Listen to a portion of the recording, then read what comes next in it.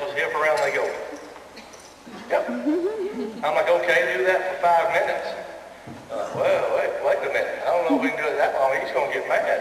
That's what I'm talking about. You know, what I want to do is I want to take everything that we do to an exaggerated level. I want to take everything we do to a level to find out just how much this horse can do. How long can he do this? Can you do it for 15 minutes, 20 minutes? How are we ever going to know if we don't go there? You know, can he do it for 2 minutes and then get mad?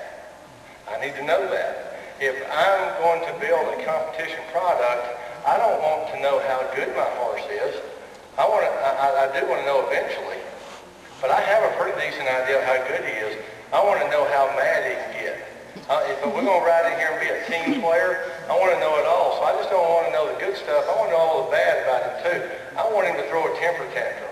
I want him to kick at my foot and bite at me and stomp and paw and growl and get irritated as heck at me. Because you know what? I want to see that side. Because I don't want to get inside. I don't want to get out on a trail ride and find that. I don't want to get in the show pen and find that. That's what practice is for.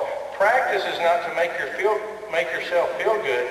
Practice is just what it is. It's practice. It's to take all the negatives away. And so in order to take the negatives away, you got to be willing to bring the negatives out. Anytime you're riding Monday through Friday and having fun, you're not fixing anything. If you're having fun, you're not fixing. So do you want to ride for fun or do you want to fix? I'm a horse trainer. I work for the general public.